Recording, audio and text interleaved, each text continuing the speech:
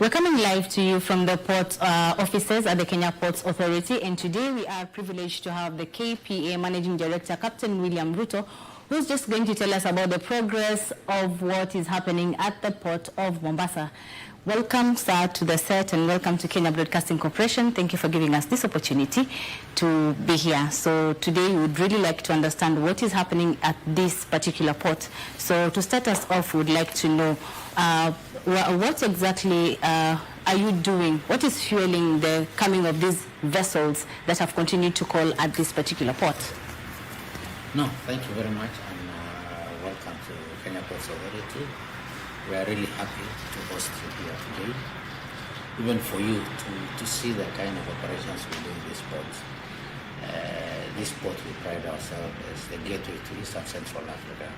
So what do we mean by saying gateway to East and Central Africa? It means we are not only serving Kenya, but we are serving the region again at large. We serve 8 transit countries from this port. So it's not only the port, Kenya, but the region at large. What you are asking me about this maiden call that vessels have been coming here and what has made them to come is, number one, is a strategic location of this port. The port of Mombasa is strategically, it is within the Indian Ocean, and it is within the center of, you see the eastern part of Indian Ocean, we are the center. Now vessels coming from far east all the way to here, this is the center. And based on what has been happening on the Red Sea and everything, you see now more vessels coming here, and also being strategic of infrastructure, where we are seated now. Some 4 or 5 years ago, this was part of the sea. So the whole of this area was reclaimed.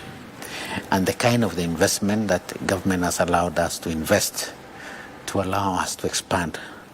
Normally, we always say that you build capacity before the demand.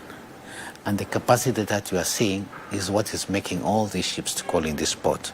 Because one, the port of Mombasa, we have invested heavily in terms of infrastructure. We've invested in terms of modernization of our equipment. All this equipment that we are seeing just behind us are all new, and the efficiency. So what makes these ships come here is, number one, is the efficiency. Number two, we have also something known as a fixed berthing window. Fixed berthing window is everybody is able to know my ship is coming on Monday, and on Tuesday I'm supposed to be alongside. The issue of waiting time we've reduced to bare minimum. Even as we speak today, for us in support of Mombasa, we are waiting for ships, okay? But it doesn't mean that our productivity is low. Our productivity is very high, and even based on what we are doing now and how things look like now, we are very happy. We are quite okay. So all these things that you are seeing is, number one, as I've said, is the infrastructure. Number two is the equipment modernization, the strategic location that the port is, the human capital that we have here, you see, is driving also the efficiency again. Because a ship that comes here wants to know that if I go to the port of Mombasa, within 2-3 days, vessel is completed. So this is what is really driving all these new maiden calls. Also our competitive pricing again. This port, since 2012, we've never reviewed our tariff. The tariff which we were using in 2012 and the tariff that we're using now. So that is also what is also driving. And also what is also making is that when all these ships see that there is efficiency, there is stability in terms of the pricing, the competitive edge is quite okay. So if you compare within the region now, if somebody was to ask you today, and not only the region, globally, what is the waiting time in Mombasa? We are competing with ports like Singapore, like Rotterdam. We are more or less on the same level. If today, I can tell you, the waiting time in Singapore is between 2 to 3 days. The waiting time this week in Mombasa is 0. So it's really, we are doing so well. Okay, so what goes into you people getting the vessels coming to this particular port of Mombasa? what do you do to get these vessels to make those maiden calls to this particular port? It's our marketing strategy. We've really marketed this port. The feasibility that everybody is able to see what is Mombasa doing. If you go to our website, you are able to see that what we have in terms of equipment, in terms of productivity, in terms of what. So the aggressive marketing that we continue doing always as KPA is also what is making us to be competitive. And again, the driving factor. The port of Mombasa is connected with an SGR from here all the way to Nairobi. The northern corridor from here, the infrastructure that the government has invested in terms of the road is also supporting and also creating and allowing so many people to use the port of Mombasa. Shipping lines, our major clients, and we have a very good cooperative, engagements frequently that we engage. For me, the most important thing is my clients. You see several shipping lines in this port. The top 10 shipping lines operate in this port. We have connectivity from here to major ports, about 80 ports in the world that are connected.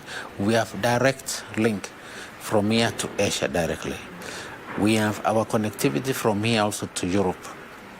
Despite the Red Sea challenges, is more efficient than anywhere else. So I think that is what makes also these people do what we do. We have also engagements with our customers. We have the Friday stakeholders meeting. We have monthly meeting or quarterly meetings with the shipping lines again to listen to the customer. What does the customer want? What do they want? This is what we want. We have also several, we have normal discussion with them, and also we support them. And we work as a team, and we treat them as our partners. So really, that's the most important thing that the shipping line would always wish, that today if I go to the port of Mombasa, are they willing to support me? Are they willing to sit with me? Are they willing to listen to my challenges? Are they willing to accommodate me? So basically, that's what we do.